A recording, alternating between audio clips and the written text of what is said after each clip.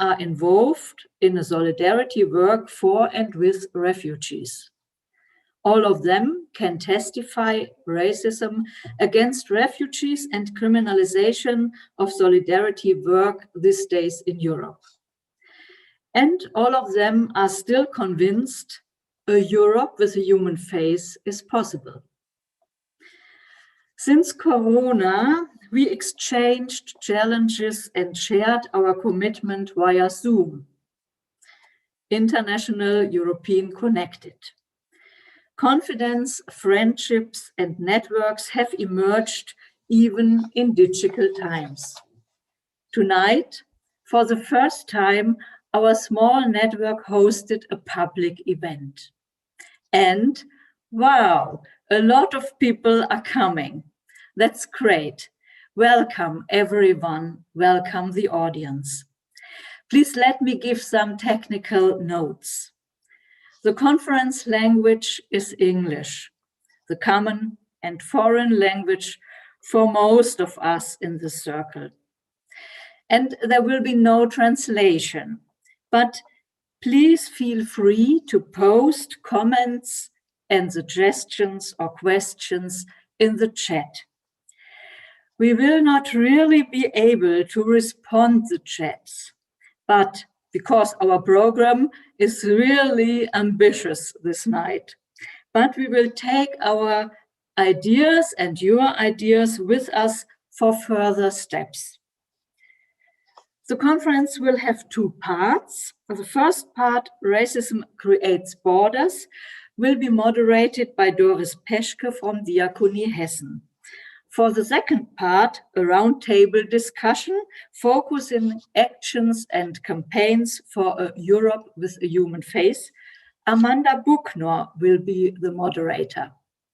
She is associated with the Intercultural Media Dialogue Rhine-Main, which is kindly supporting this evening.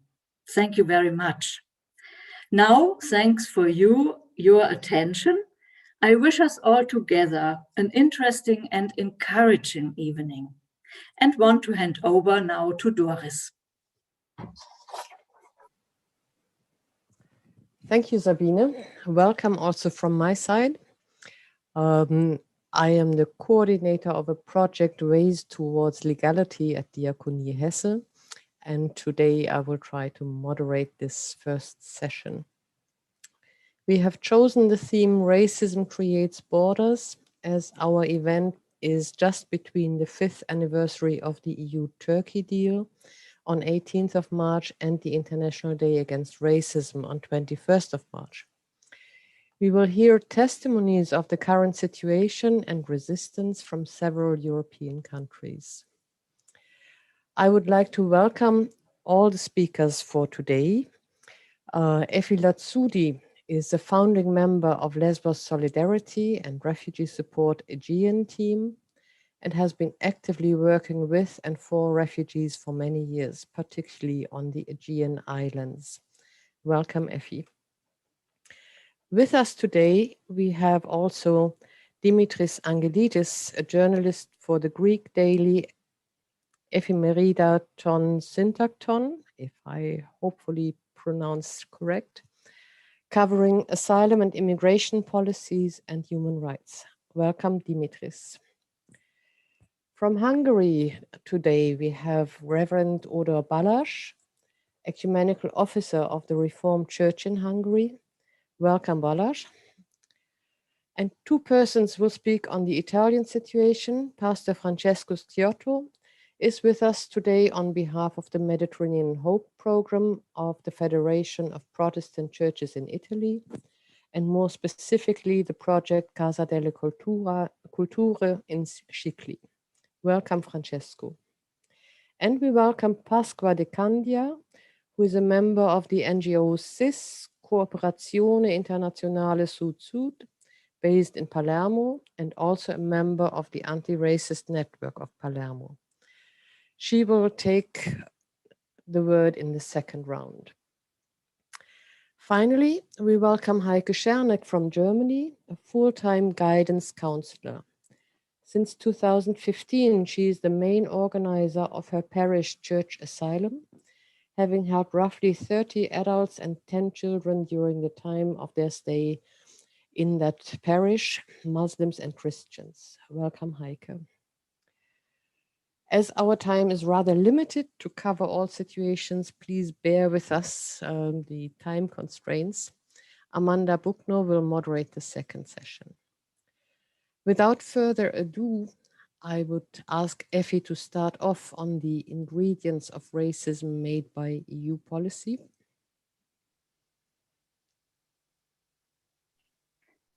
Good afternoon. Thank you so much for this invitation. The EU-Turkey deal 5 years ago was a shock for us, for all the solidarity movement that was thriving at this point in Greece and on the island. And when this was announced, we had the impression that was such a huge violation of human rights and deviation of the right of asylum that is not going to last long.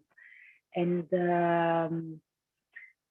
coming 5 years after, with the EU-Turkey deal still functioning, not cancelled, it's a quite hard moment for us.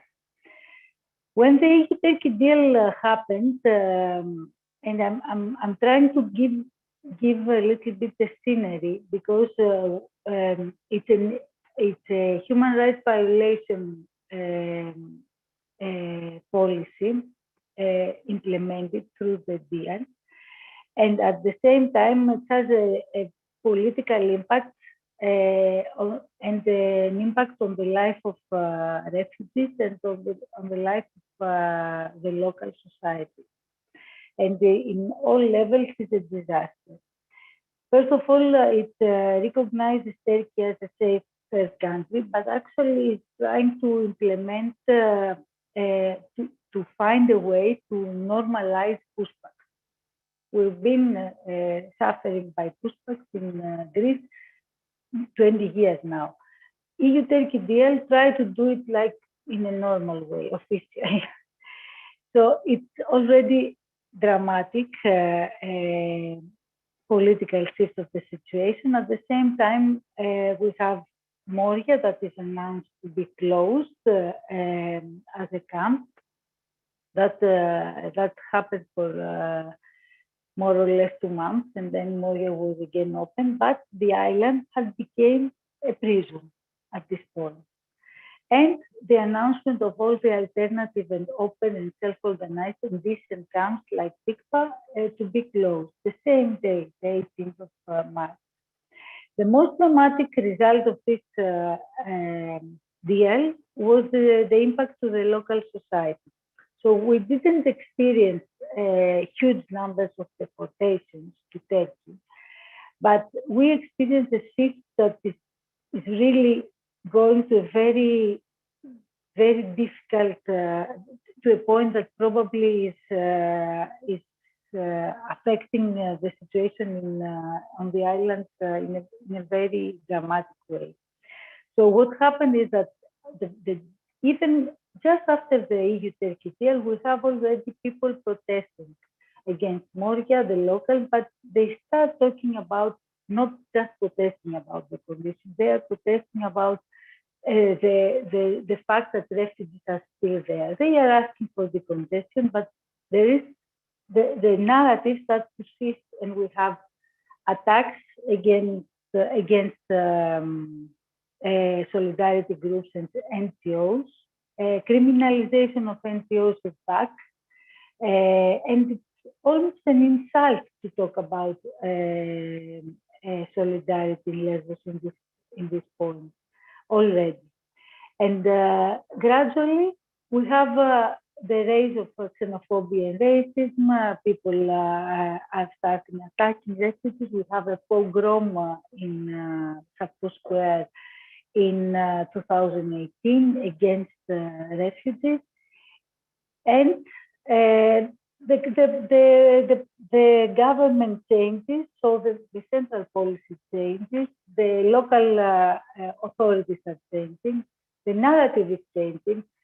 Refugees are starting to be considered as enemies officially, especially in March 2020, that the pandemic has started. Erdogan has threatened to send more people to Evros, and from the central politics, from the government and in the parliament, the municipalities, the prefects, they are considering refugees as enemies that we are going to stop. We have the dramatic events of March 2020, and I think we need to talk about this because it's a moment that we have the level of violence against refugees and against solidarity people and NGOs. It's huge. We have the attack against the emblematic attack against the boat of refugees that locals are attacking and not allowing them to land. And officially, in front of the cameras, they're asking for pushback. They are asking the authorities to take them back to Turkey. And so what is happening today? We have Moria that is burned in September 2020 during the pandemic, a lockdown that was already stopped during the summer for the Greek population, but continued in the camp for these people. They were confined in the camp. Moria is banned as a symbol of human rights violation, and we replicated Moria under the pressure of the refugees sleeping in the streets in another place, which is a shooting place for the military. The conditions itself, it's an implementation of racism, discrimination, and hatred at the end of the day, because nobody is talking about the exposure of people to violence, because this condition is violence. At the same time, we have the everyday pushback on the island and from Evros. It's not legal, but it is happening. And actually, it happens in a way that it's legitimized on the mind of the people, on the locals. And this is the worst part of what is happening. And last but not least, we don't have access to school for almost 2,000 kids in this camp. And when these kids are trying to go to the normal school, we have angry locals attacking them and asking these people to go to school, to a camp, and not to merge with the local children. At the same time, the municipality and the prefect is announcing that they will create another camp in the middle of nowhere, 40 kilometers from town, next to a garbage place, and they call it invisible camp in the middle of nowhere, so no problem for the local society. Unfortunately, the policies implemented need a lot of effort first to change this policy, to say things with the names, that we are implementing an anti-refugee policy and the policy against human rights. And at the same time, we need a lot of time to reconcile with the solidarity movement and the refugees with the local society. At this point, we are severely attacked, stigmatized, and at the same time, when you talk about solidarity on the island, it's like talking about corruption, criminal action, and smuggling. So it is going to a turn that is very, very, very dangerous. And we have somehow to stop it, because it goes together with the policies implemented by the central government in Greece. Thank you. Thank you very much, Efi, for these insights into the current situation and the changes which have taken place over the past year. I would like to hand over to Dimitris to give us some insights into the creeping racist development of public and political discourse in Greece. Well, thanks a lot, Doris, and thanks for the organization for having me here. It's a great opportunity for me. It's a pleasure and an honor, and congratulations for organizing this. I'll try to give a more general idea of how things work in Greece right now in terms of racist language and the creeping racist developments in Greece. Well, in the last half year, our Minister of Immigration and Asylum, Notis Mitalakis, he has been claiming again and again that he has managed to decrease the number of asylum seekers coming to Greece by a percentage of about 80% or more in the last year, that more refugees, asylum seekers, and immigrants are currently leaving Greece than those entering Greece, and that the number of asylum seekers and refugees has decreased from about 90,000 in early 2020 to about 60,000 now. Now, this kind of argument is very revealing of how racism and xenophobia have permeated our public political discourse to portray refugees and immigrants, even those working and living legally in Greece, in a very negative manner, to the point that their existence is used by the government to attack its political opponents. These numbers do not always say the whole truth, and sometimes they are hardly telling any truth. They are not the result of decreased needs of people, but of a policy of making their lives miserable in order to force them out of Greece or to somehow stop them from coming to Greece. In fact, large numbers of refugees have been forced out of camps and apartments and are left with nothing better to do than stay on the street or spend the night in the famous Victoria Square in Athens, sleeping in sleeping bags or card boxes in the square where their babies and kids alongside their baggage. Some thousands of them actually return after a while on their own will or by force to camps around Athens, where they stay in summer tents in the yards and in the free space of those camps, but they stay unregistered in the camps, so now they do not count towards the overall population of registered asylum seekers. That's one way for the official numbers to decrease. The government has accelerated the process of giving travel documents to the recognized refugees, so we suspect that a large number of them are leaving Greece on their own to other countries, other European countries. And as to the causes of the large decrease in the number of arrivals, well, the COVID-19 pandemic must have something to do with actually preventing people from traveling around and coming to Greece. But most importantly, as Efi mentioned earlier, we receive on an almost daily basis reports, testimonies, and accounts of illegal pushbacks both in the Evros Greek-Turkish land border and in the Aegean. Now, the message is very clear. For this government, refugees, asylum seekers, and immigrants are unwelcome, to say the least. And it is very telling for the first year and a half since the election, the government said or did nothing towards integration. We now have a new sub-minister of integration appointed last January. And well, she said that she plans to provide refugees with education and tools that would be useful to them when they eventually return to their countries. This is the same member of the parliament who is well known for undermining the tragedy of 11 Afghan people dying in 2013 when their boat was capsized, allegedly during a pushback operation out of Farmakonisi Island.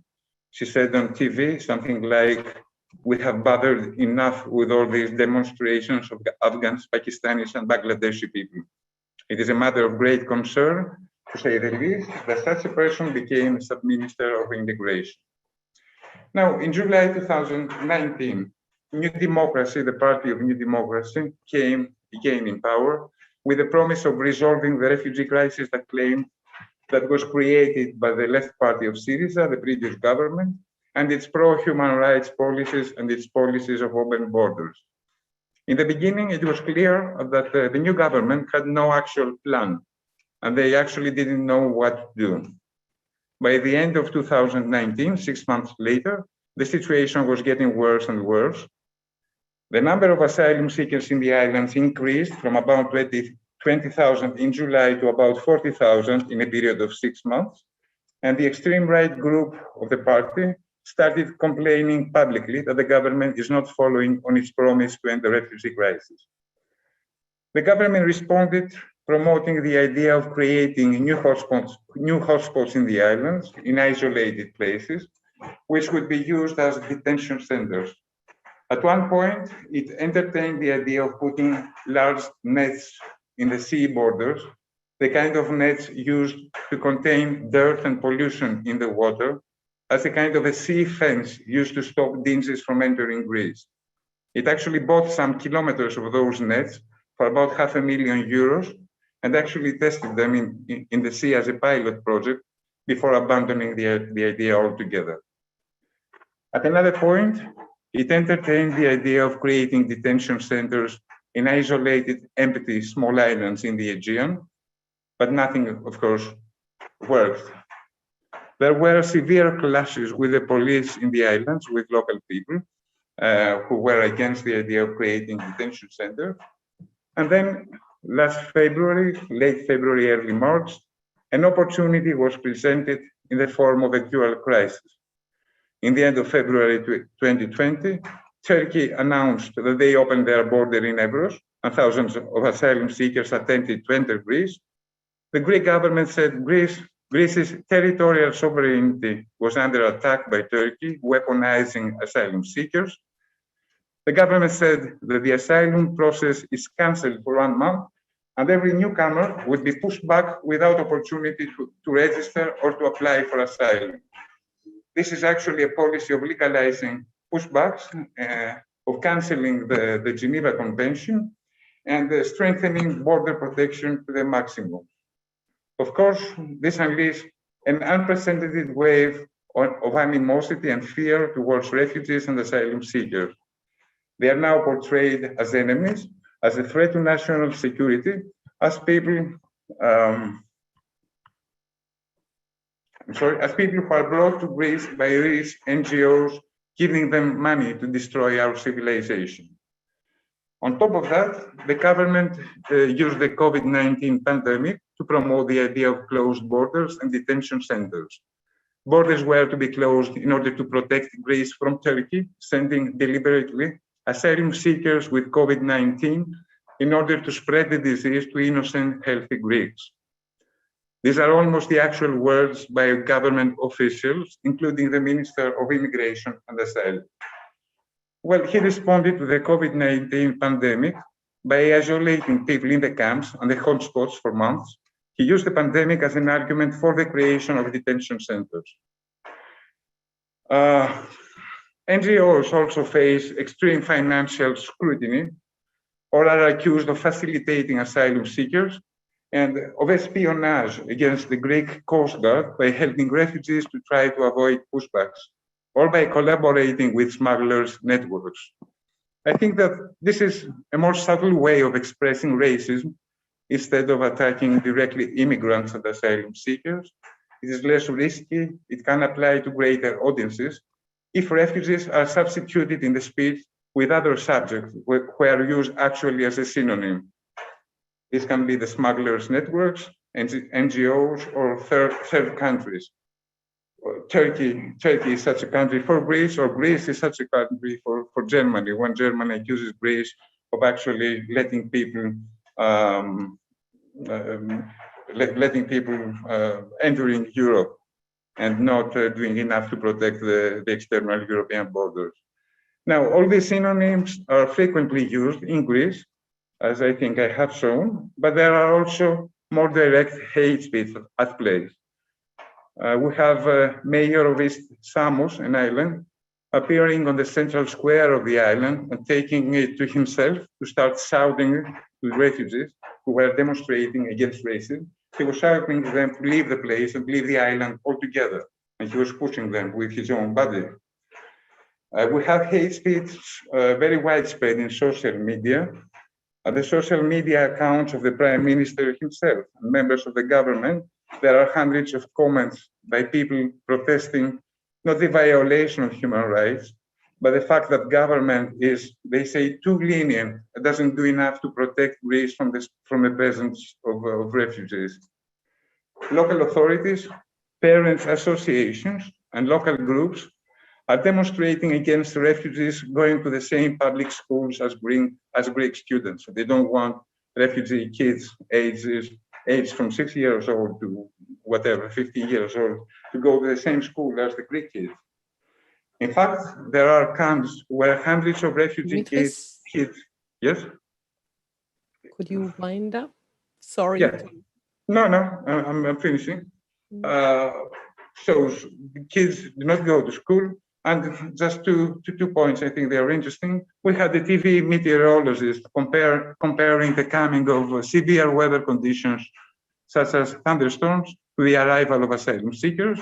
And we had the seismologist complaining that it is too easy for the government to create camps of refugees, but it doesn't do enough to create camps for local victims of an earthquake. I will leave for the second part the stance of the Greek Orthodox Church, because I think it's interesting, because it really has some real strong hate speech when they speak. Well, thanks. Thank you very much, Dimitris. I think this is a situation which we have seen in other countries too, the changes of the narratives. Balázs, the situation in Hungary has also changed over the years, one can say, since 2013-14. Could you tell us how the development was from justified concerns when there were really many refugees in Hungary, which was not really seen by others, to fear and exclusion now? Yes. Hello to everybody. Can you see me and hear me? Wonderful.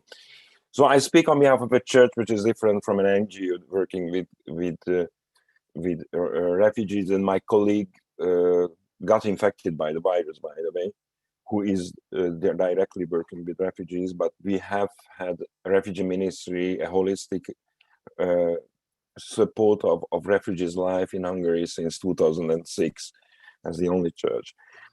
It's not exactly what happened in Hungary. I would rather say that the tendencies just reflect on the tendencies which we actually know, but we should be aware of and speak about the responsibility of churches. Therefore, I share a short presentation for you where you can read some quotes and follow what I'm saying. I have two things to say, actually. First, churches have the responsibility to take people's anxiety and fear seriously regarding migration and address them from a gospel perspective, offering a narrative which is worth be called Christian. Second, based on this, church's duty is to speak truth to power whenever political power instrumentalizes fear and misuses religion for its own sake. If you look at the first picture, then you see that according to a research already in 2017, the 38% of the Europeans think that immigration from outside the EU is more a problem than an opportunity. And this number varies, obviously, across the European countries. And it is not a surprising fact that Hungary is among those where this percentage is the biggest. 63% of Hungarians, like in Greece and Malta, would say that it is more a problem for us. Therefore, in some European countries, the negative perception of migrants is still relevant, and we have to do something with that. And although it is not perceived in most of the countries anymore as the first concern, it has played an important role in the politics in the past years. This is a very simple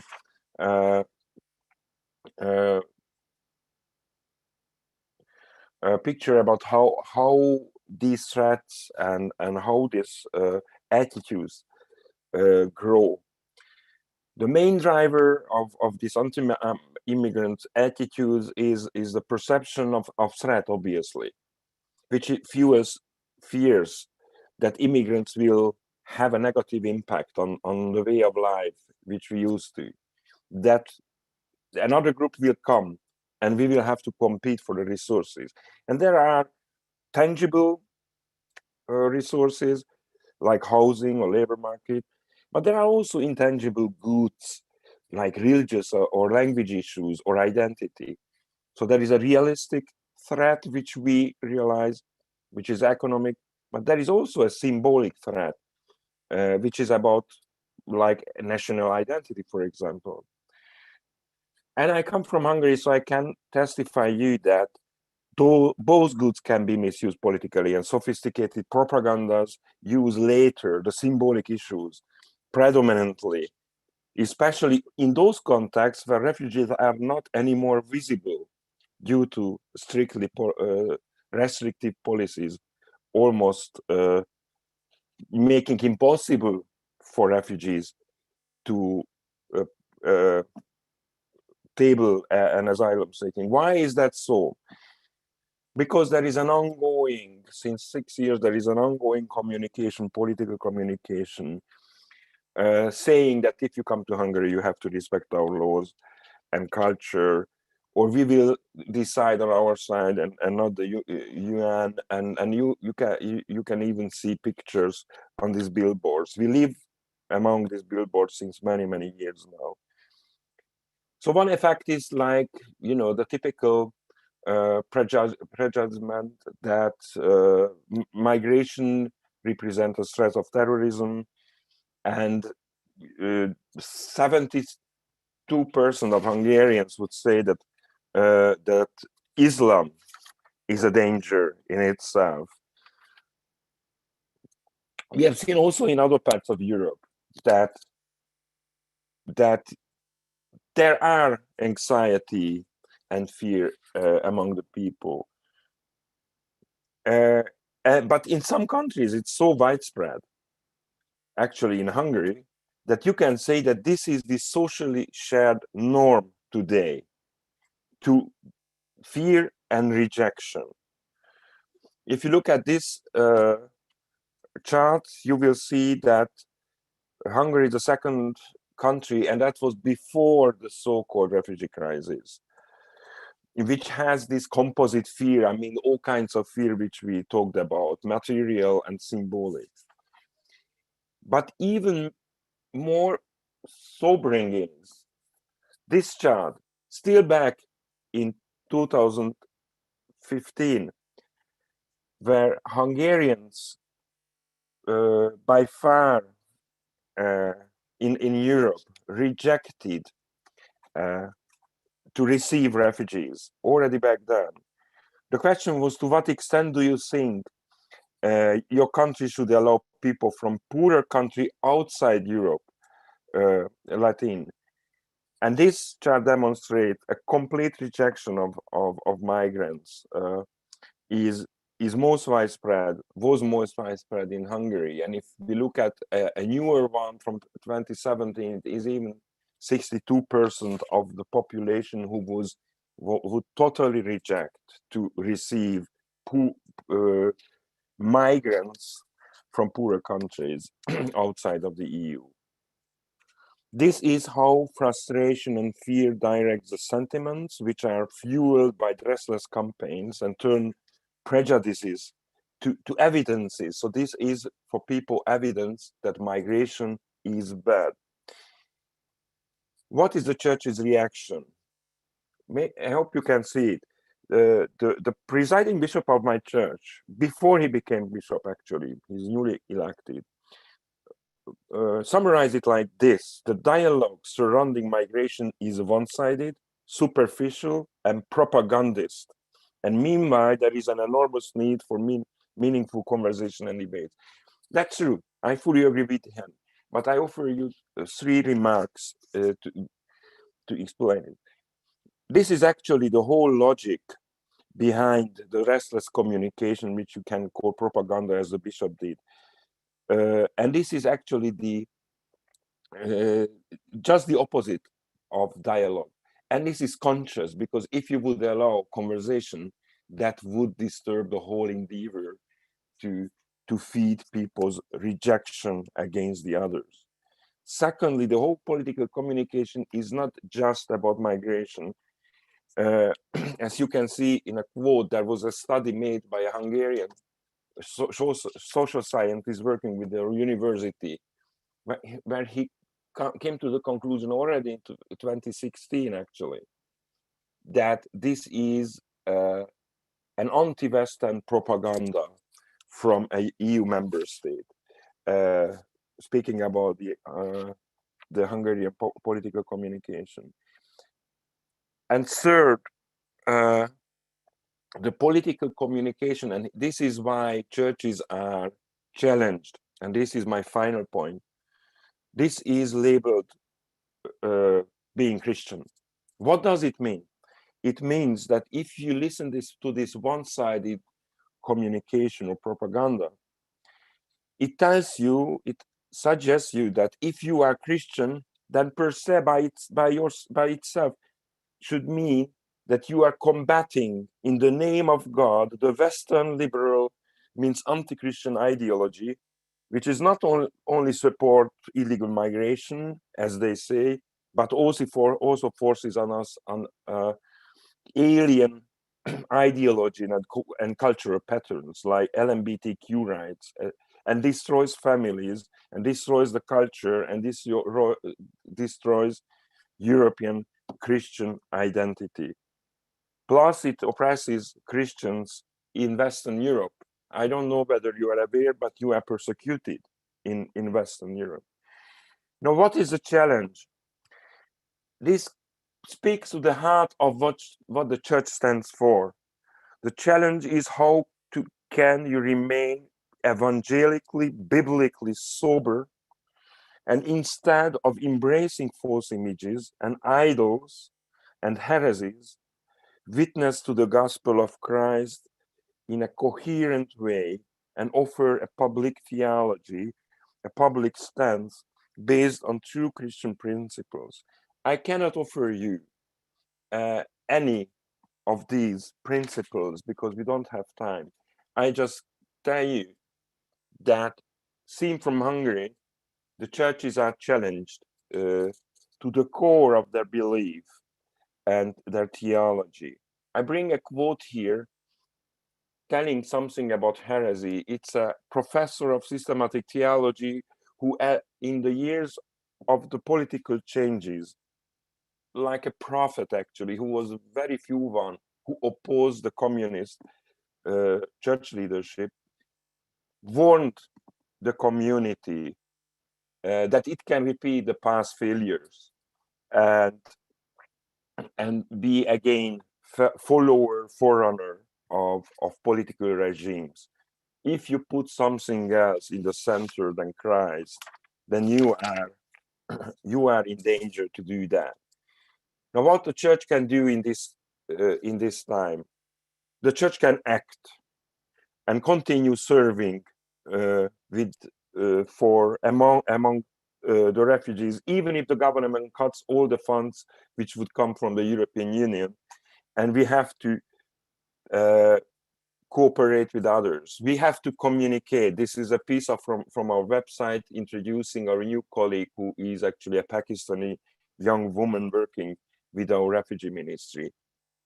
Churches have to cooperate. This is what we do right now, and this is what we have been doing also in the past years in several ways and with several organizations. And the church can advocate and raise the voice.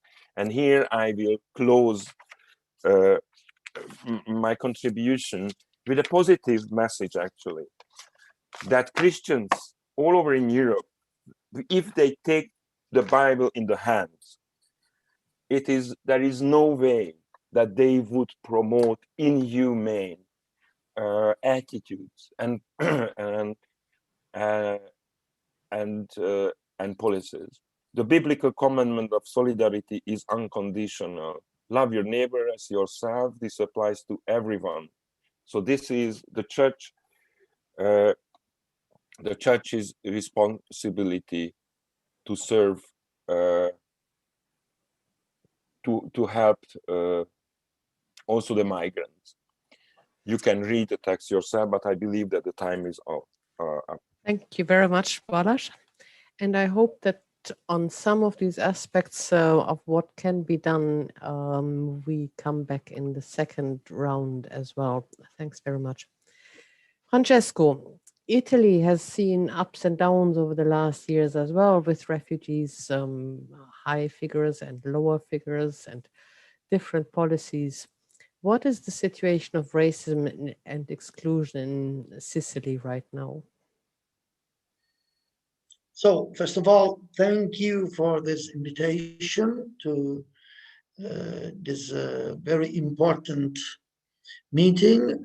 I will start from the end of my intervention and following the good intervention of Balázs, and I would like to say thank you to Balázs for his intervention. I will start from a Bible verse that I would like to share to you. Exodus 12:49. One law shall be to him that is homeborn, and unto the stranger that sojourneth among you. Just one law. I think that the problem of Europe in this moment, of Italy and of Europe, is that we have not one law for stranger and for European people. And that is the situation that we live in Italy, starting to 2013, 2014. And you, Doris, said that in Italy we have a different situation. But I think that since 2014, we have a process of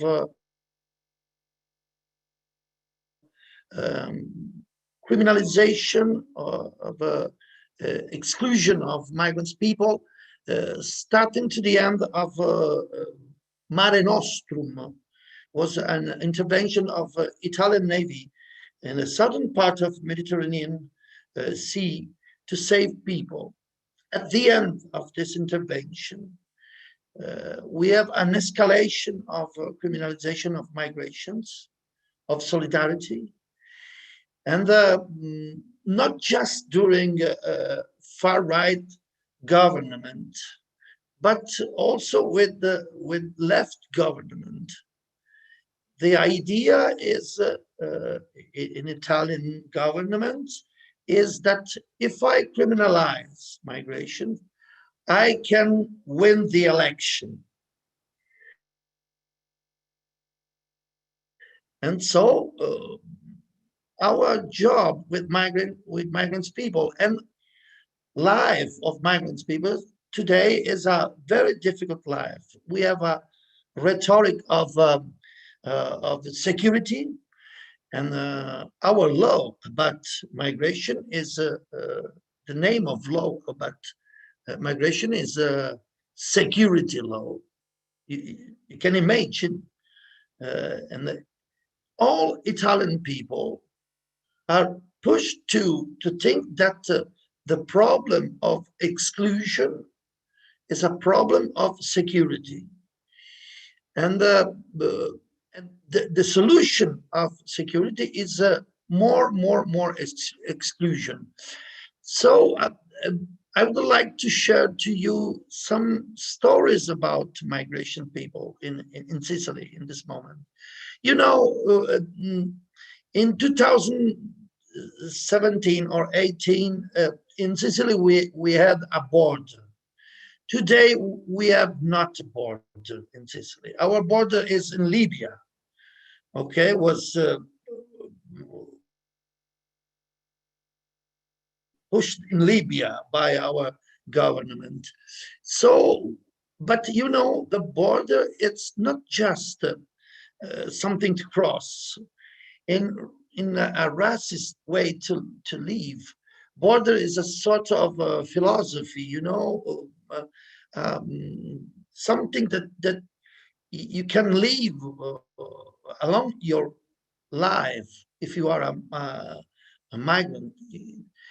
Not just you don't meet the border just the day when you face the border. You live the border every day in your life. For our law, maybe you can stay, you have a visa, but you have not the right of a residence certificate. You know, what is this story? You know, no, that is the reality in Italy. If you cannot have a residence certificate when you where you can demonstrate where you live, you cannot have a bank account, you cannot have a work, you cannot have an house because you cannot rent an house. So this is an example, and people that have a visa the last 3 or 4 years fell down in their life because it's impossible to join their families, to call their families from Africa, for example, to join them in Italy. It's impossible to find a job, even if you have a job. You know, in Italy, we need migrations. That is the problem. We need workers. But the problem is that we don't want to give them the rights to be workers. So they have to be in clandestinity. And it's simple for people to have slaves and not workers in their farm or in their factory or in their manufacturing, you know. So I think that if we want to change this situation of border like a way to live, if you want, we have to propose to change law in Europe, laws about housing, about work, about healthcare, because if we cannot change this situation, we push people in clandestinity, and we have 2 different laws for European people and for stranger people, and these stranger people live often on a board. And so let me use my last 2 minutes to speak about another project. I know that Doris and Bolash and other knows this project, but I want to speak about this project. I speak to you, I talk to you from Scicli. Scicli is a small town in the southern part of Italy where there was a board 3 or 4 or 5 years ago. In Scicli, in this moment, we are hosting people coming from humanitarian corridors. In our facilities, Casa delle Culture, we are hosting people coming from humanitarian corridors, people that were blocked in Beirut, coming from Syria, and they joined Italy with the plane, not on boat or with mafias, traffic, and they live in Italy today, or in Germany, or in Sweden, or in France as refugees. That is possible. And I want to share the suggestion of Bolesh. Communicate, act, cooperate, one word, preach the word of God. That is our job as churches, to tell the stories of these people and to fight against border. I think that we can do that, but it's important to cooperate and share these stories. Thank you very much. Grazie, Francesco. Heike, Prego. the German situation is no longer as welcoming as we had perceived it some time ago. Could you tell us what happens when people are not allowed to stay? I will try. So great to be here. My contribution is on a very small part of what churches in Germany do for and with refugees. It's church asylum I'm going to talk to you about. That's offered by both the Protestant and Catholic churches and smaller churches as well. What is it? Why is it possible? Why is it necessary? And how do we use it to stop people from being deported? Most church asylums in Germany are so-called Dublin church asylums. That means the refugees we take into our churches are not threatened to be deported back to their countries of origin, but to other EU countries. When offering church asylum, we take advantage of that deportation deadline within the Dublin system. As you all probably know, refugees have to seek asylum in the state where they first enter the European Union. When they choose to move on, that state, wherever they go to, has 6 months time to deport them back. 6 months of a legal stay. When they go into hiding, that deadline is extended to 18 months. So the most important question about church asylum is it legal or not? Since the 80s, when the modern movement started, it has been accepted as being just that, a legal form of stay. Because as soon as a person moves into the church or onto church property, we inform all the authorities of their stay. So everyone knows they are with us. So what they do when they stay with us is they outwait the deportation deadline. Then they can go back into the system and ask for asylum in Germany. The refugees we take in have to fulfill certain criteria. They do not, that's important for me, have to belong to a Christian religion. We've taken in Muslims, Christians, probably atheists, I don't know. We never asked before they came to stay with us what belief they had. There has to be an immediate threat of deportation, and there must be great danger of them suffering serious physical or psychological harm in the respective European countries they are supposed to be sent back to. And they should have a good chance of being granted a permanent residence in Germany, because a lot of effort and emotion and hope goes into this. And if they didn't stand a chance in the first place because, for example, they've been granted asylum in some other European country, there would be no point, would just be disappointed hopes. During the time they stay with us, they have to stay on the church property, they can't leave, and the church has to provide for all their needs. So we need human and financial resources.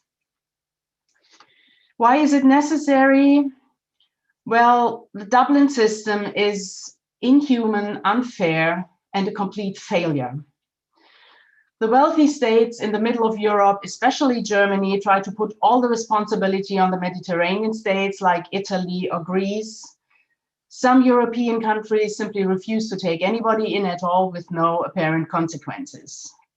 People are treated like cargo, being sent here and there against their will without a say in their own destinies. And Dublin simply does not fulfill the goal of creating a unified European asylum process. So we offer church asylum to help a few refugees where the system could create special hardships to escape deportation. Unfortunately, we can't help as many as we would like to. For example, right now in my church, we have 7 people staying with us, a family of 6 and a young single man.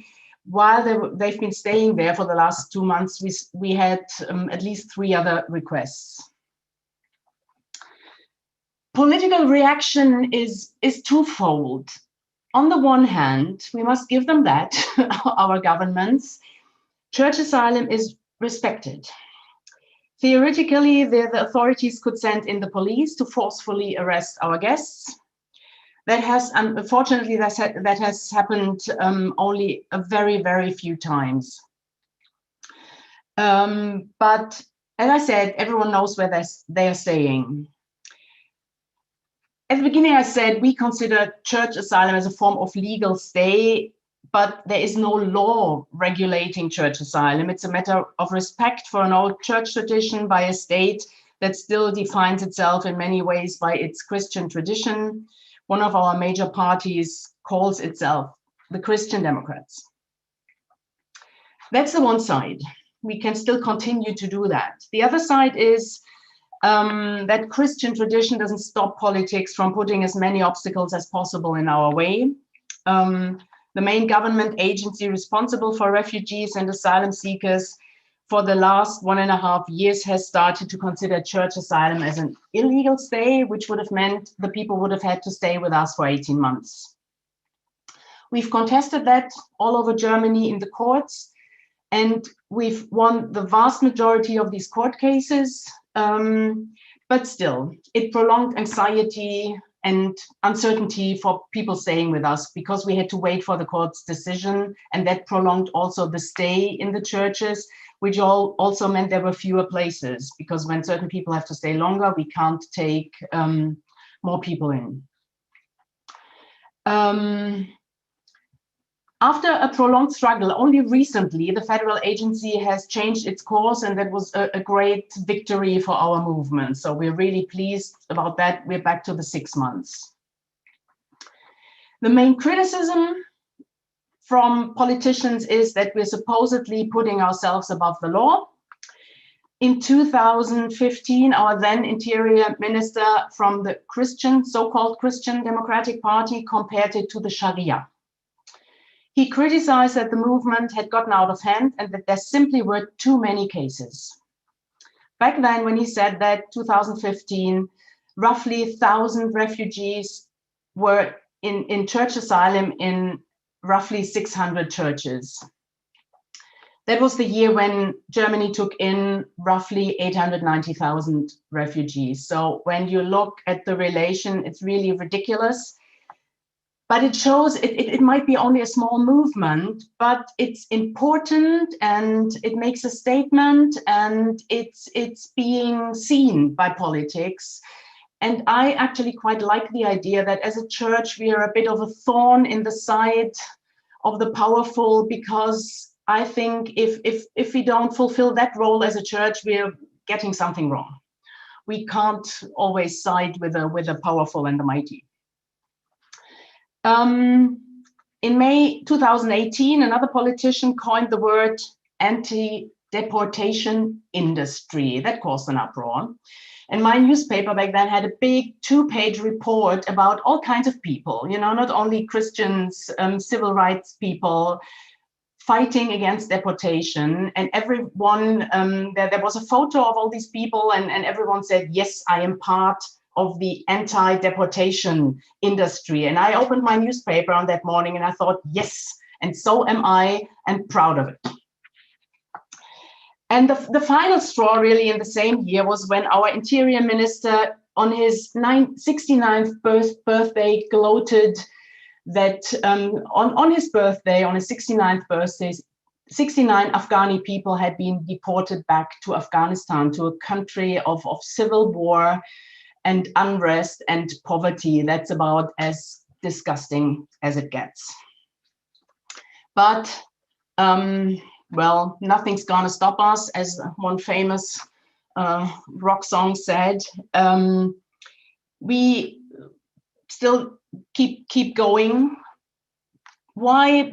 The people we take in are mostly young people, young families. They could be our children. It could be us. It was us not so long ago in World War II. And our motto, it's been quoted before, is Matthew 25, when Jesus said, "I was a stranger, you invited me in. Whatever you did for one of the least of those sisters and brothers of mine, you did for me." I sometimes feel we should have posters printed with that and put it up on the fences of Moria and Lipa, Doris. Maybe that could be another project. Do I have another minute? One, okay. And for a personal reason why I keep going is I'd like to show you this. This was painted by a 9-year-old boy when he was with us 2 years ago, and it always gets to me because of the strong colors. It speaks to me of strength and hope and optimism and hope for the future. And that boy came from Eritrea with his mother. They ended up in a slave camp in Libya. His mother was raped several times by a gang of militia while the boy was watching. He screamed so much that they threatened to kill him. Finally, they managed to get away. I still think the mom's brother, he lives in Frankfurt, has a permanent residence and has a job. He must have paid for them to get out of there. So they crossed Italy and came obviously to Germany because her brother is there and he can help them to make a new life here, and were threatened to be deported back to Italy at a time when Salvini did his very best to make life miserable for refugees in Italy. So we took them in, they outstayed the deportation limit, and they now both live close to their brother and uncle and can start to make a life for themselves. And so that's, I think, why I and many others keep going to help children who have been through so many traumatic experiences to paint pictures like this. It's become a kind of coat of arms for my personal voluntary work in this area.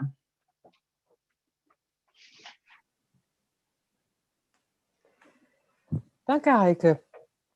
Auch für das Hoffnungszeichen, da kommen wir hoffentlich auch noch mal in der zweiten Runde zu. Jetzt ist erstmal, denke ich, möchte ich allen danken. I would like to thank everyone. Sorry, I switched to German.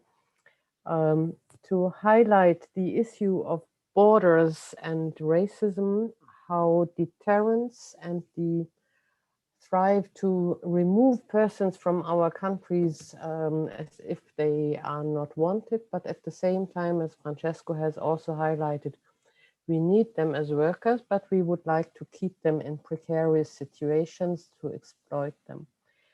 To see this reality, I think, is important. And we hope that in the second round, the participants can also share with us a bit more of what is done against this situation, how we can overcome such an exclusionist policy. Thank you very much for the interventions. And now I would hand over to Amanda, please.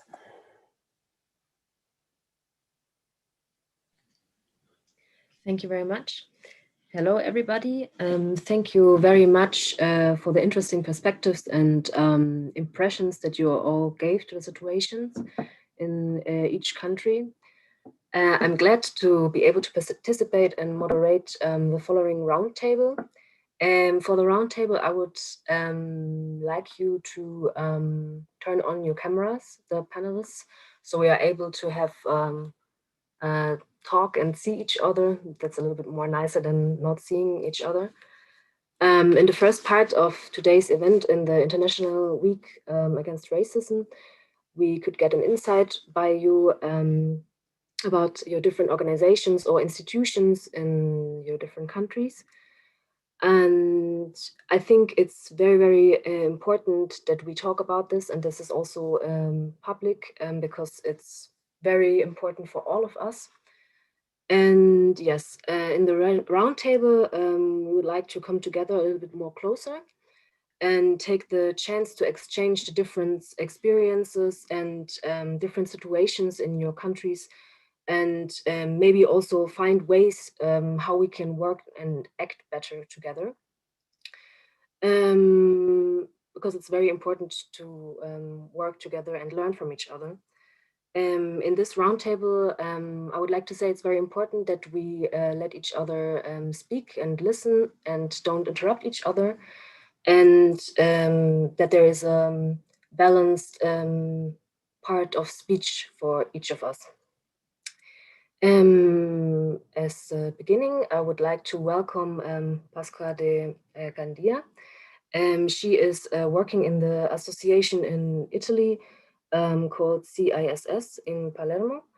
And we are happy to hear about your work in your organization. Thank you. At first, I would like to thank you, the organizer of this initiative.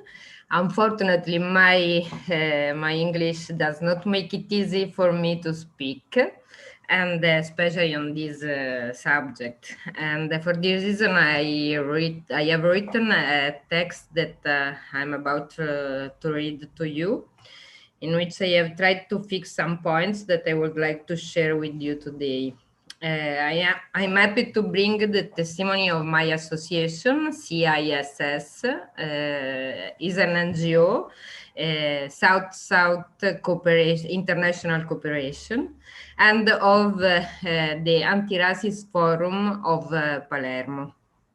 We work in particular in Sicily for the protection and defense of the human rights of anyone. In the last 10 years, CIS has worked very hard on the field of migration, and in particular alongside those who are on migratory path, and too often are weakened and made even more vulnerable. I also bring the testimony of the engagement of an informal network of people and organizations. That name is Anti-Racism Forum of Palermo, of which CISS is a member. For years, the forum has been committed to defending the rights of all migrants, and in a city, Palermo, whose administration has spent a lot of time in the recent years to reaffirm the democratic principles and respect of the human rights. We try together to forward example of disobedience or obedience civil practices. In 2018, when I met Paola during an exchange activity in Sicily, Italy was experiencing a moment of political change that reinforced xenophobic, discriminatory, and violent rhetoric that gave space and spread to extremist movement, to languages and violent acts against persons of foreign origins, acts that have also occurred in our territory and stopped the activities of NGOs and criminalized civil society. In Palermo, we tried to act and oppose this policy using both political and semantic tools of non-criminalization of solidarity and of non-criminalization of the people who live, work, and try to carry out their life project in our community. One of these acts was an anti-racist manifesto, in which we wrote that we want to assume our responsibilities and affirm without ifs and buts that the racism emergency exists and must be recognized as such, also within politics, institutions, law, and to entire civil society. This thing not even in a terrible moment like the COVID-19 pandemic, we have managed, outside the rhetoric of we are all in the same boat, because we are not all in the same boat, to make sure that everyone could find and access to the same possibility of protection, of health, of support in a period of very strong social and economic crisis. Not only Italy, and not only where right-wing governments are in charge. For example, politics has considered foreign workers necessary arms. Francesco talked about it before.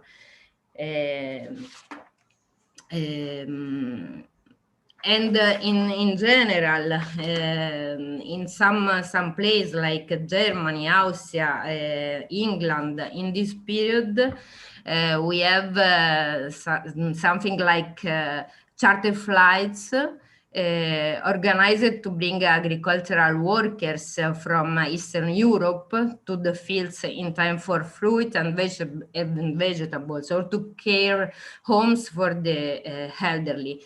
But in Italy, we have not been outdone indeed. And I want to talk in the second intervention, if it's possible, of a particular instrument that the government used in this period, the quarantine boats. Thank you.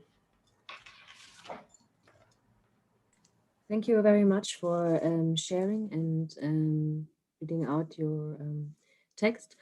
I would like to start with a question. Maybe Dimitris and Francesco, are you still there? Would you also like to turn on your camera? It's fine if not, but maybe it's more nicer. Yes, thank you very much. I'm sorry. I've said to Sabrina earlier, I was going to write you a message, because since I am a journalist and not a member of the civil society, I wouldn't have any real input on this part of the discussion. I will stay on listening to you and listen to what interesting things you have to say, but not really participating. So if you would excuse if the camera stays off, but I will stay on for the thanks. That's fine as well. Okay, all right. Thank you very much. Okay. So my following question is regarding to your experience with the engagement of other institutions or organizations than your own in your country, like different interfaces in the refugee work or on the micro perspective, or maybe also, since you are always in touch with different laws or restrictions or rules, given how do you experience the current government policy and their engagement in the refugee policy?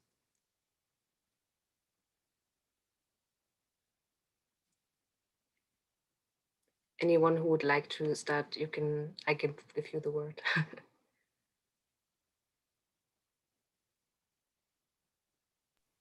I believe I actually answered that question in Hungary, or regarding Hungary.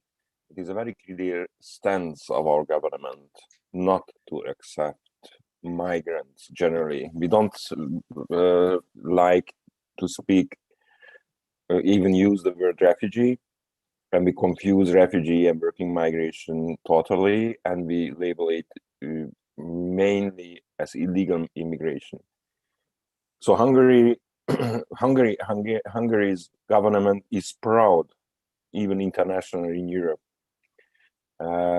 not to create a system which actually makes it impossible right now to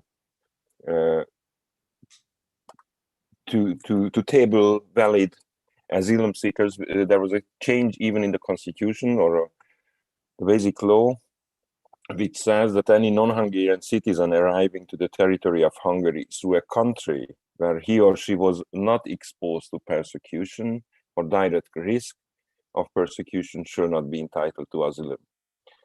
Now my question is, who would be entitled to asylum in Hungary? Who would come directly from a country where he or she would be exposed to any real threat? Means when you come from Serbia, you are pushed back right away.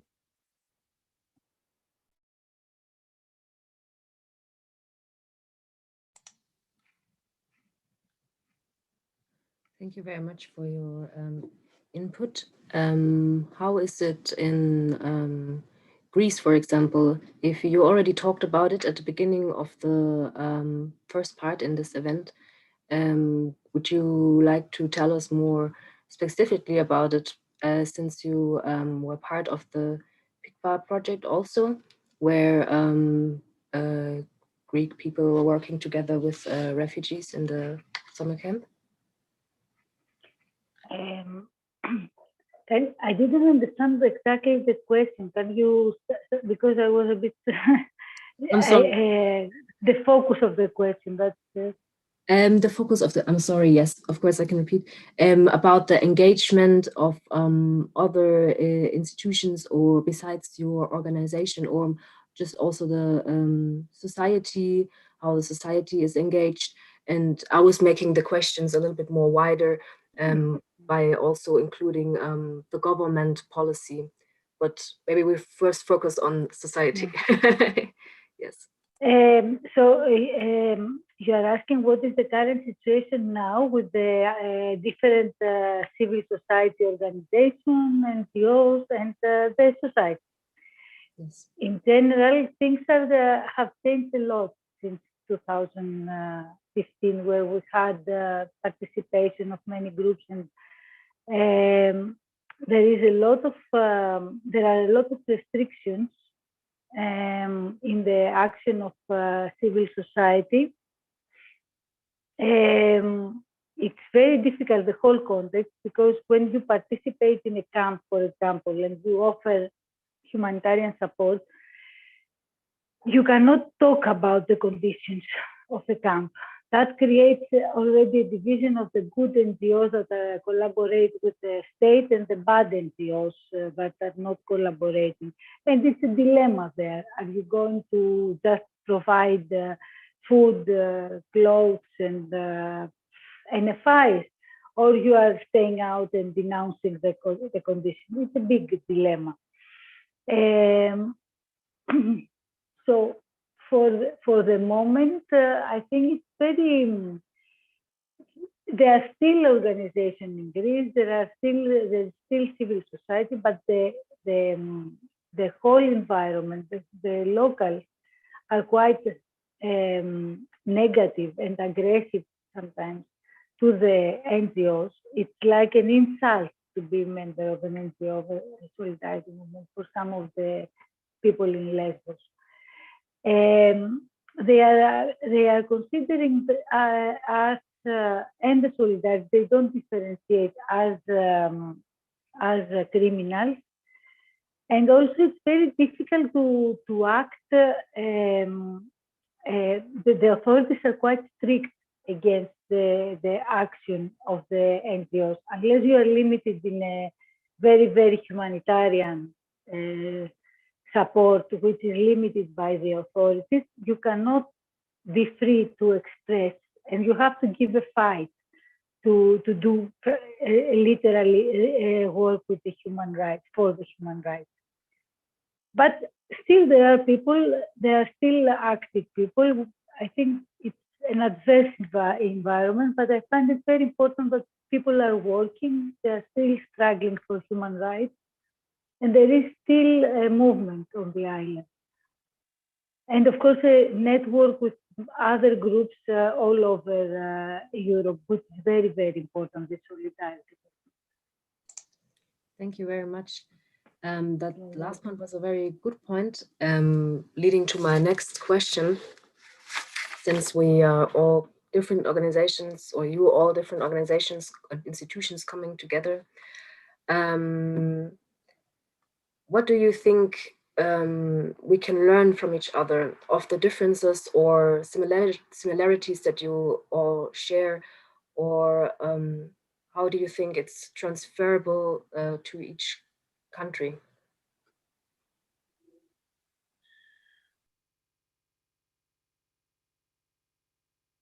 Well, can I try to? Of course, yes. To answer if you agree, Amanda. I think that meeting like this one and the other that we share before the pandemic, or and the other that I hope we will share after the pandemic, it's useful to not just to share our action, but also to share our difficulties. I think to relative. I don't know to say that in English. Don't give a lot of importance of their experience, but try to listen the other experience, and not just good experience, but also difficult experience. Because I think that share their job, their work with the other is also to learn not the success, but what is not good in our job. And social intervention normally it's not a simple job.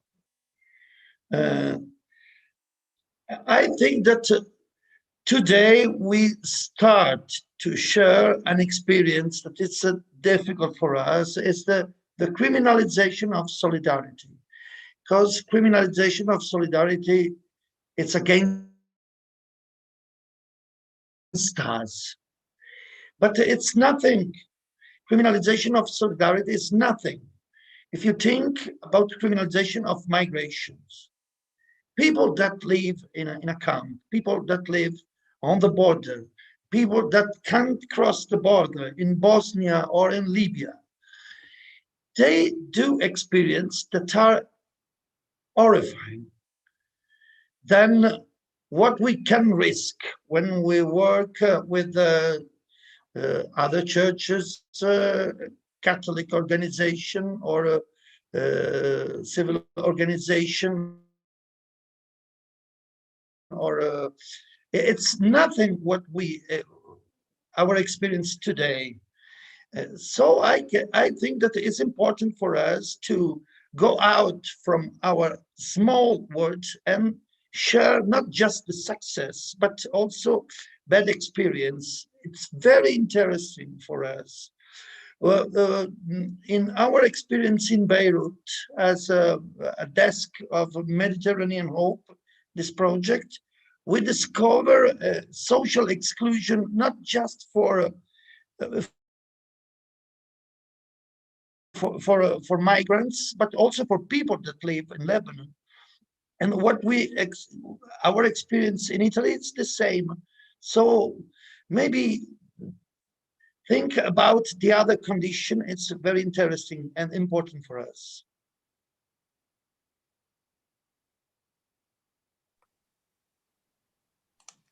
Thank you very much. I can confirm what Francesco said, and speaking from my context, I can even tell you, if there wouldn't be international ecumenical cooperation with our partner churches and partner organizations in Europe and in the US, we couldn't operate our holistic refugee ministry. We couldn't do anything, already because of the money, actually, because the Hungarian government in 2018 shut down the European funds. So for NGOs and churches who are working with refugees, there is no access to European funds, to the EMIC funds. This means that without the engagement of the partners, we couldn't even survive. But this has a very good impact, actually, because we this is a very clear sign of commitment of the church, that we engage in international cooperation, that we do everything, and it includes also very straightforward communication with our partners about the situation in Hungary. And this is extremely helpful. It is difficult to grasp, I know, but what I mentioned, how to remain biblically sober when we speak to an issue which is so much refused or blackmailed in Hungary from a Christian perspective, also in this regard, it is extremely vital that we have these connections. With Francesco, if I may mention that, we served together for more than 2 years, I guess, in the Reformed family in Europe to discuss this issue, to offer to the European churches, East and West, North and South, biblical, theological reflection, contextual realities. So bring all these churches from different contexts together so that we are able to say together something and show the way together for all of us. And also to learn from the failures of each other. That's true, what Francesco said. Well, for me, from a German point of view, when I hear you, I feel that in Germany, in many ways, things are easier. Of course, the summer of 2015 is past. You remember the time when people were waving teddy bears at Munich station, and that was really moving, and those pictures went around the world. But obviously that has changed here too, with a coming up of the AfD. But still, in many ways, when I listen to you, I feel we have it easier. We have still quite lots of funds. We have wealthy churches here, and we still have quite a lot of support. So what I really learned from you, and I was in Italy, by the way, Francesca, I was in the Casa della Cultura with that group who came to visit, and we were in Palermo and saw your projects. And what inspired me about this is the idea that you keep going despite all the difficulties. So and that includes obviously the failures. I mean, we have failures in our work. As I said, we had so many requests. Sometimes people turn up at our doorstep, at our church, and tell me, I am to be deported. Can you take me in? Which I can't in many cases. But to keep going despite everything, that's something I really learned from you, and that's something I learned from that trip in Italy. And it makes me hopeful, because on the news, I mean, Salvini was all over the news, you know. The Casa della Cultura wasn't, nor the many other projects. So it's important that we make each other visible to each other, to encourage each other. If I can, I only want to tell you a little thing. I think it's very important, really important, to share also the political evaluation about our country, our place, our situation, because not only the instrument, not only the success, not only the difficulties is important to share, but also to have a big a vision also of the situation. And it's important also to share the system, because our country, all of our country, have a different system that about the migrants people, and for this is also very important to understand in which way this system is implemented. And I think I write something about this in the second part of the intervention, because I think the quarantine boat, I don't know if you know this these things, but is so hard, is so is a system of exclusion is really strong for us, but I think for all people. And in this part, I write that the European government, and not only my Italian government, of the government of each country, want to block the migration, but they want to have the instrument to control. Is different, and this is a part of a political evaluation. Only this, sorry. Regarding to that, maybe you can tell us more about the quarantine action, if you want to, or if everybody else can also talk about their actions, what they did in their organizations or institutions.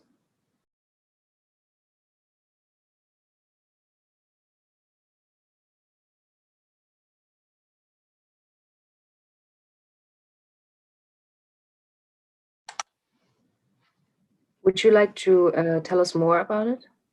Okay. Yes. Okay, sorry. I have to start again to read. Sorry.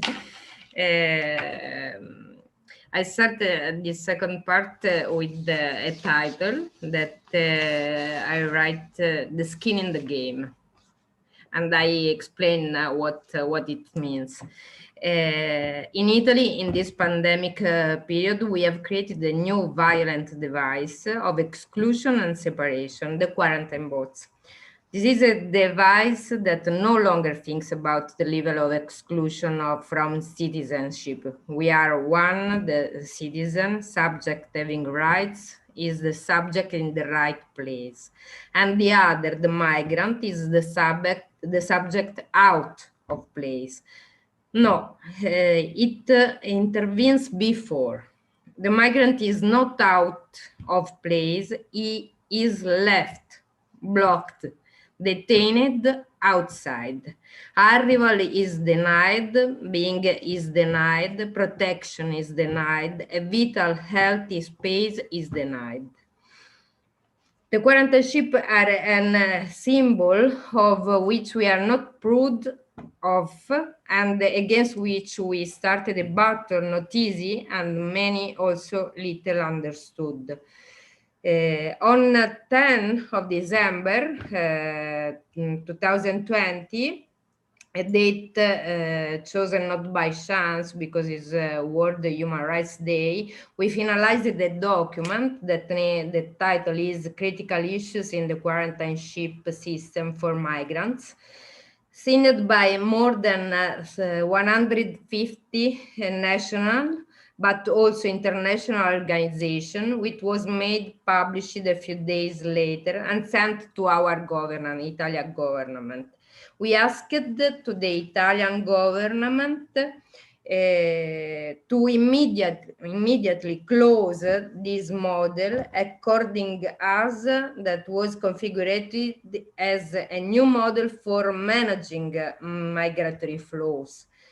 And this model use the excuse, pass me this term, of the pandemic, based on the tension on board of naval units, the quarantine ship, for the carrying out of a period of health surveillance of people rescued at sea or disembarked autonomously in Italy.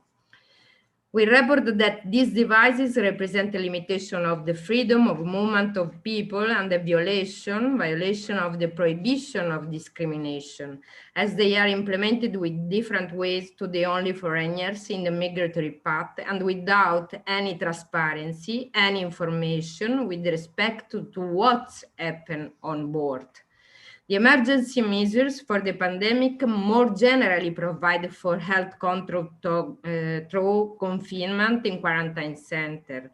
And now for a time that systematically exceed the 4 days required by law. The detention in ships on what procedures there is no public information, I repeat this, represent an act of exclusion of the body of migrants placed in a completely other space, out in the sea, for reasons related to the surveillance, to the safeguard public health and safety. In this way, in a context of health emergency, without any a device, the quarantine, is redefined, which turns out to be a practice of discrimination. It is implemented in different ways for foreign citizens who have arrived in Italy by other means, and the privation of personal freedom is unacceptable. On this boat, there are in this period about 10,000 people were confined to 5 naval units at sea in the Sicilian coasts. And there are families, women, and minors. When we wrote the document, we were perfectly aware of the difficulties of the current situation, but we considered the quarantine ship a model neither desirable nor necessary, both for issues related to the spread of the virus and for the concerns about the escalation of the situation of critical past health, of psychological distress and risk of re-traumatization that on-board quarantine measures can on individuals who have often already suffered cause violence, deprivation, and torture and traumatic events of various kinds. For example, 2 minors died, one of 15 years old, Ivorian, Abu Diakite, and one of 16 years old, Abdallah Said, who could not receive proper health care. And one, Bilal Ben Mansoud, a guy of Tunisian origin, 20 years old, who died jumping off one of the quarantine ships because he wanted to arrive in Europe. That system, however, is still there. Since April 2020, and even today, despite the appeals, it has not yet been dismantled. Despite the pandemic period in which we should all be in the same boat, those who managed to make that crossing and arriving in the Sicilian coasts is blocked, confined, excluded. There are now 3 active ships, but probably because in this period, due to weather conditions, departures and therefore arrivals are usually lower. And normalizing thought makes people say, having those from whom you don't accept it, that it's better for migrants to quarantine on board than on land. Before and after the quarantine ships, we used in Italy and Europe other devices, bilateral agreements with the country of origin and transit of migratory flows. For Italy is important the bilateral agreement with Libya, we know it. But is not the only one. The system built borders, but also the border guards, which act by containing migrants who attempt the Mediterranean crossing to Europe. I try to synthesize, we live in a complex dimension that needs equally complex answer, that need to see in civil society a level to undermine and make public certain mechanism that translates into a system for differentiation of right. On the one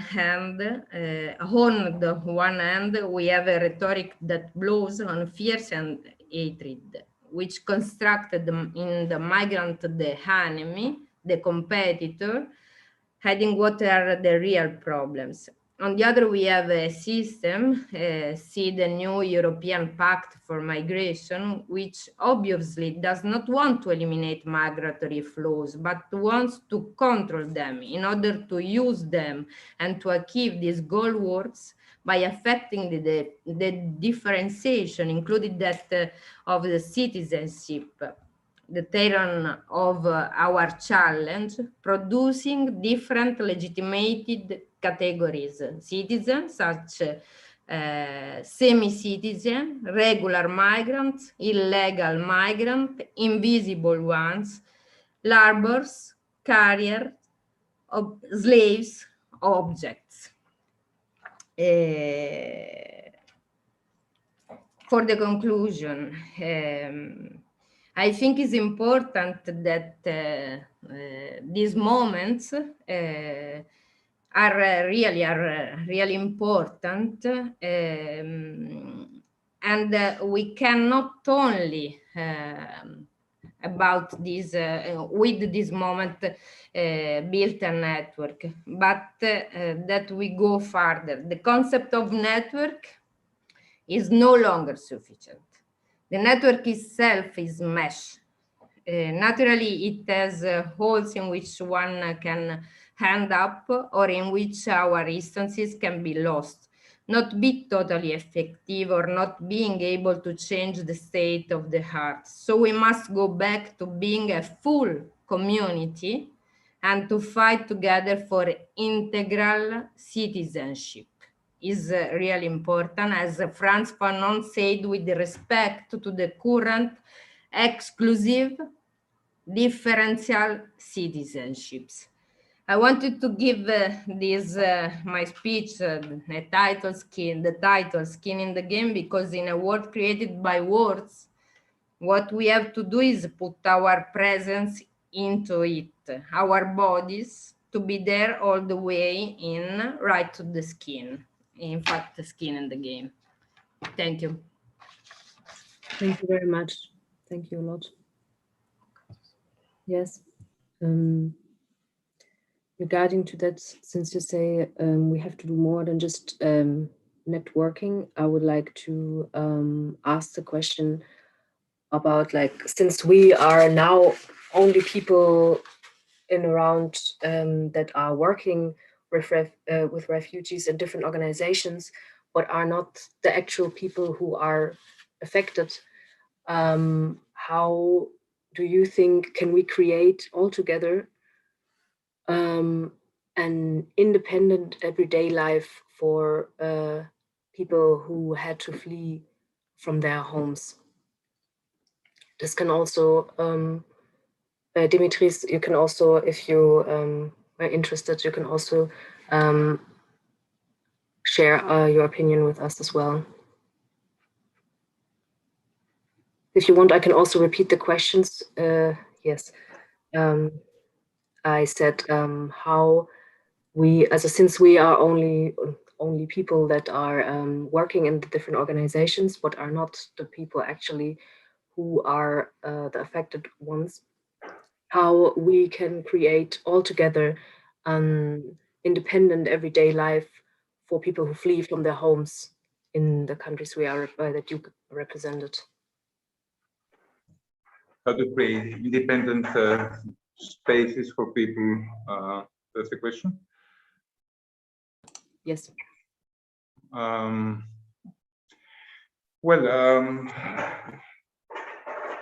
You know, sometimes life goes on, and people have a unique way of their own to create their free space and to be creative. And you know, sometimes I think it's surprising that even in the most controlling and defining situation, people find a way to expand the limit and to create. So I was sent today from the camp of Ritsona, which is a camp outside of Athens. I was sent a video of people demonstrating about you know, their lives and the situation, created a very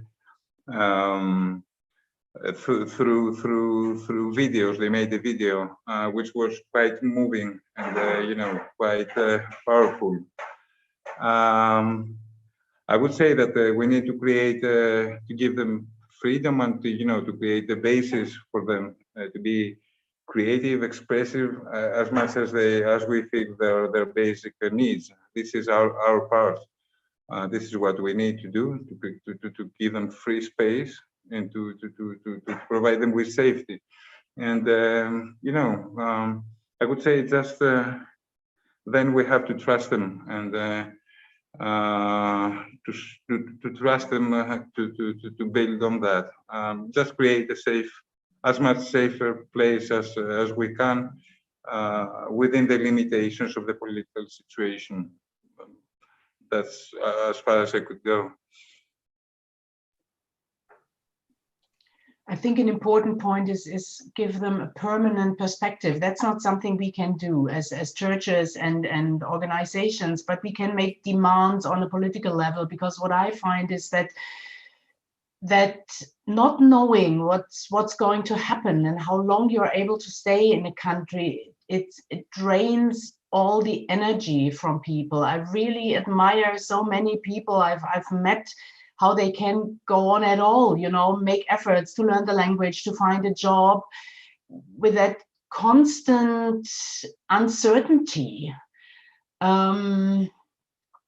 And I mean, here, not many refugees actually in Germany have political asylum, only a very few. Most of them have that subsidiary status. And when I talk to them directly, I avoid the subject, because, I mean, as long as there's a war in Syria, their residence permits are, continuously prolonged. But after the war on the Balkan, 15 years later, many were forcefully sent back after, having brought up their children here. So that's, I think, a very important issue. And as I said, we can do nothing else but raise our voices. But yeah, as a journalist, I mean, of course, we do that. We try to raise the issues, and we try to press the political authorities on the European level, on local level, and on the country level. Bring up the issues and maybe, bring up the voices of the people. That's, kind of advocacy, kind of public speaking, of course. But yeah, of course, I totally agree. I try to do that every day. Still, yeah, it's important because we live actually in a situation that is very, I'm not sure if I use the English word asphyxia. It's very limited. It's very difficult to breathe. So we also, I think, need to try not to make people more vulnerable, not to victimize people, but also to see them as human beings, creative, and being really responsible also for their lives and providing as much opportunity as we can on a personal level, on the level of our everyday lives, and then of course in different public spheres. That's it. Sorry, I couldn't be more creative with that, but yeah. But it also depends, I believe, that whom we are talking about. If we speak about people whom you mentioned, like who have a subsidiary status which is temporary, actually, it's extremely difficult, to do anything. But I remember when we visited Greece together, actually repeatedly, and looked at the situation there, and the Evangelical Church and the faithful members of the Evangelical Church who work for integration, they said that they know that many of the people are just on the journey and they want to go further, and they will, because through family unification or whatever. But we start, that's what they said, we already start now the integration into society, and we prepare this work for Germany, for example, when they are with Germany.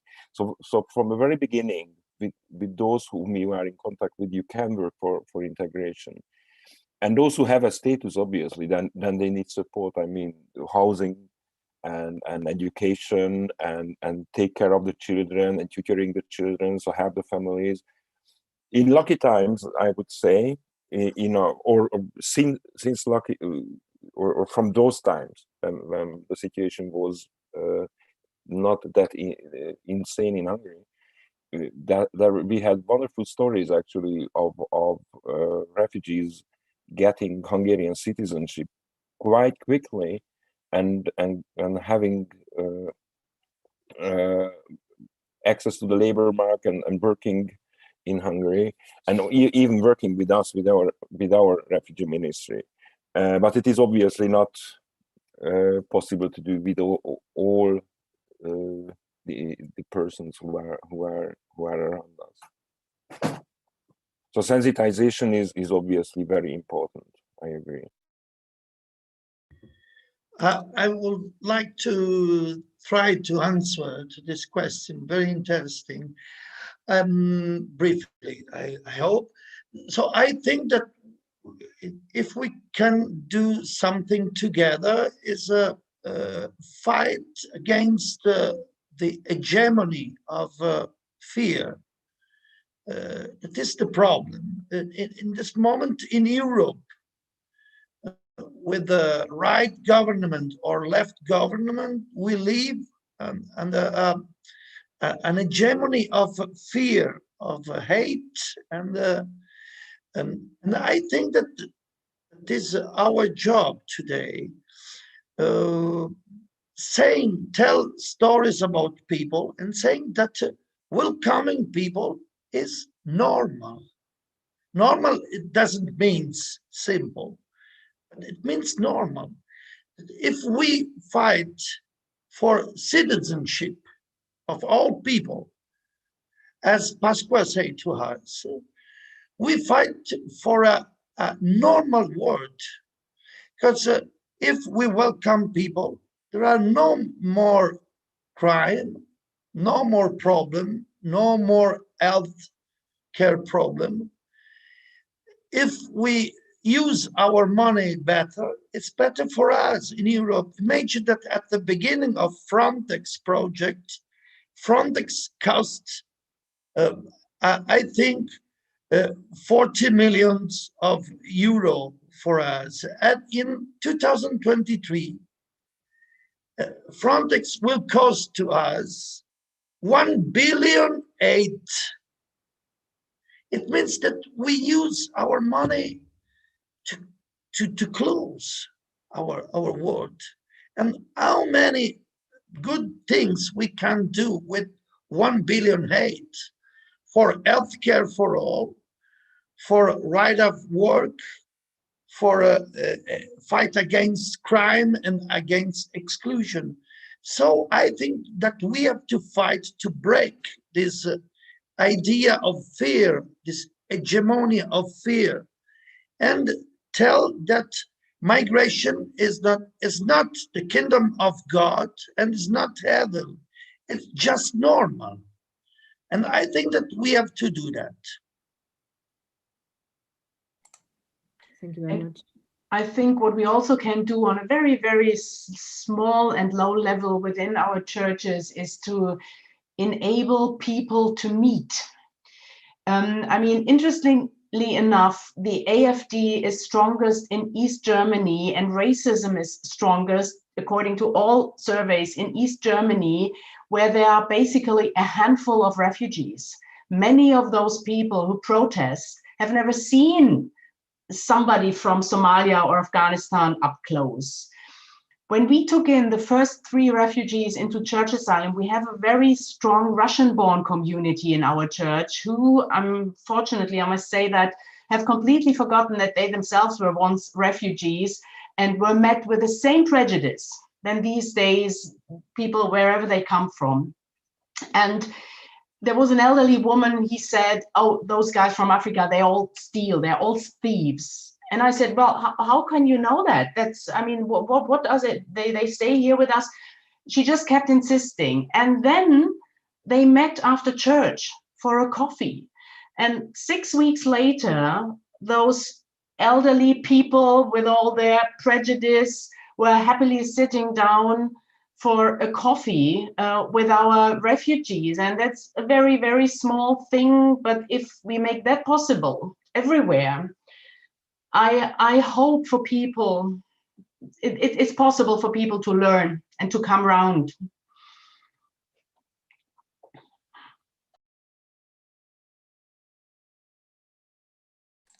Thank you very much. Yeah, very interesting. Thank you very much.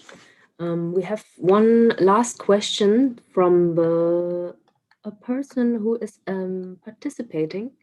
It's a question to Efi, and it's regarding, maybe you can also read it, regarding to the locals and their opinion towards the refugees, if there is a chance to change the opinion.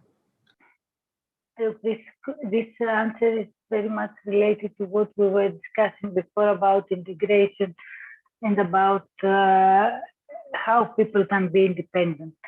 Actually, we do all the policies implemented are taking out the power of the refugees, so they get more weak.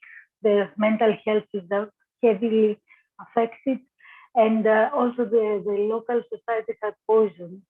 It's clear now that there is a poisoning of the society when they stay next to big camps, and they witness all the time the dehumanization of people, the extreme violence, and they get used to it. It's very much connected, the policies and the opinion and the media and the opinion of the people. Don't forget that the refugees were also during the pandemic were used as enemies for the media. So it's very important to understand that this is not that the people of Lesbos are against refugees necessarily. It's politically exploited by, and also it's instrument. It's something that is happening next to them. That the authorities are making them confront it all the time with the pain, the suffering, the violence. So they react, and it's normal to react. What is not normal is to react against the refugees.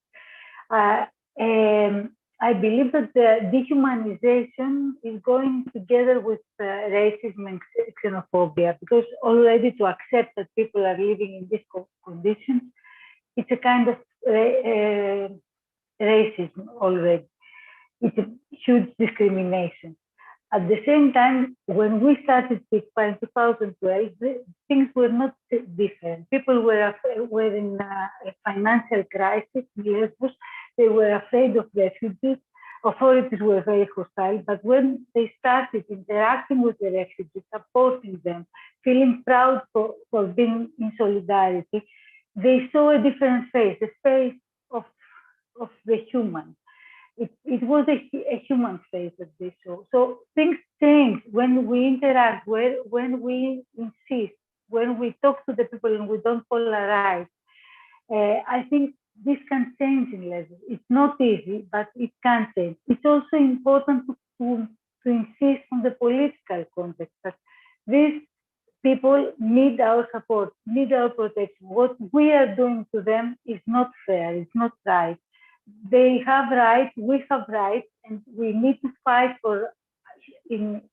together for our rights, because we are also, all the citizens are affected when a part of the population is discriminated and their rights are violated. So I do believe that this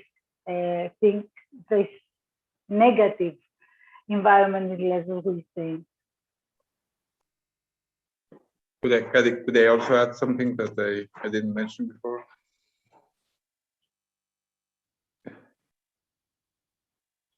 I don't hear you. I'm sorry, I didn't hear. Sorry, could I add something I didn't mention before? Yep. I mean, I think it's important also to name racism and the failure of democracy for what it is, and to stigmatize again racist attitude and the inhuman attitude. To make a distinction between what is really good and democratic and to what is not. and to try to bring transparency, because really when you're racist or when you have all these attitudes towards immigrants, you're crossing a line, but this is not, this is not very apparent. We see it in Frontex when they participate in pushbacks. We see it in pushbacks. These are not legal things. There is a transgression of democracy here. So we need actually to name it and to stigmatize it and to ask for more transparency and more democracy and more democratic values. These are kind of, simple tools that humanity and all of us share in the European Union. Right now there is a backlash, but we need to bring to bring it back to where it used to be, and I think it's important. And actually, when we ask for authorities to be accountable, this is really sometimes working. They are fearing of being, called names. I've seen it working, so they have to feel a little bit of fear of doing things in the illegal way. Authorities themselves, racist attitudes. We have to stigmatize them again, and to ask ask them to be accountable. May I add something very shortly? Okay, very shortly, because yeah. So we speak about dehumanization and people who are temporarily somewhere and live in between, which is terrible, and we cannot do anything for them. And my critique to my German friends back in 2015 was that there was a Christian stance, a witness, a Christian way of welcoming. But then they felt like they have to continue the sentence and say, and we need labor. I'm a human labor. I mean, we need them. And that was a mistake, I believe, because either you are welcoming because based on your faith, belief, or you use the people. And this, we shouldn't confuse those. And one last remark, we always speak about receiving, what happens to those who come to us. But we shouldn't forget that part of the suffering is that they had to leave their homes, and it was not their wish to leave their homes. So to keep the global perspective and also see that do everything what we can, not as churches, but as wealthy European states, to solve also problems which makes them live in those countries. That should also be kept in mind. Thank you all very much for this very interesting and important roundtable. It was really nice. I appreciate you taking time and speaking so openly about your organizations or institutions. Yes, I hope this helped you to get to know probably already knew each other before.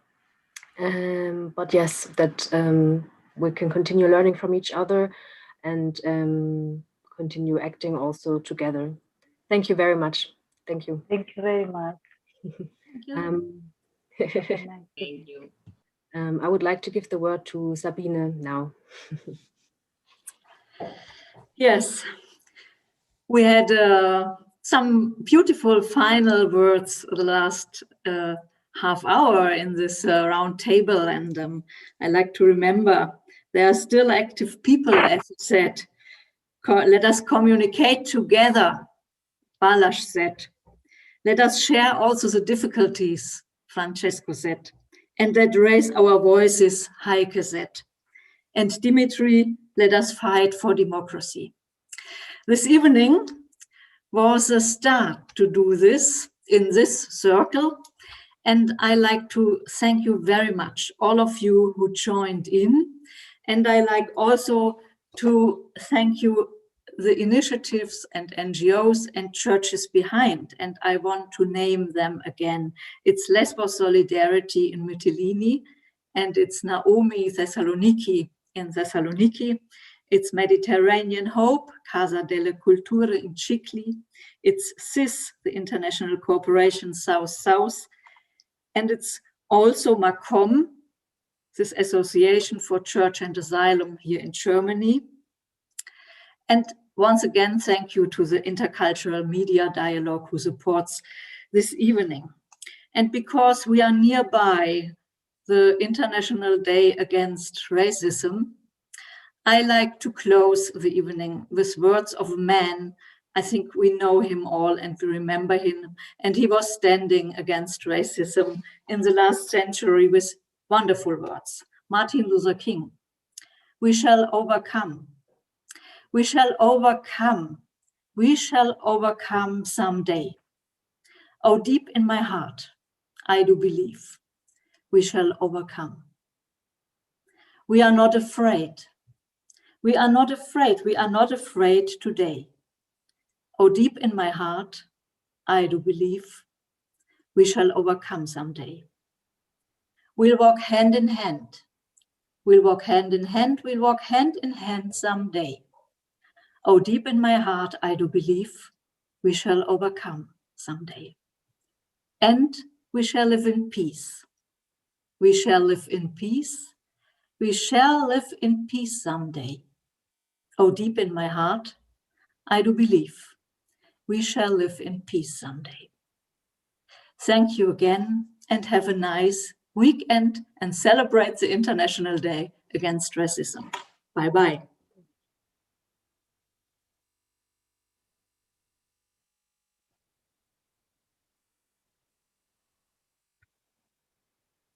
Bye-bye, and thanks very much.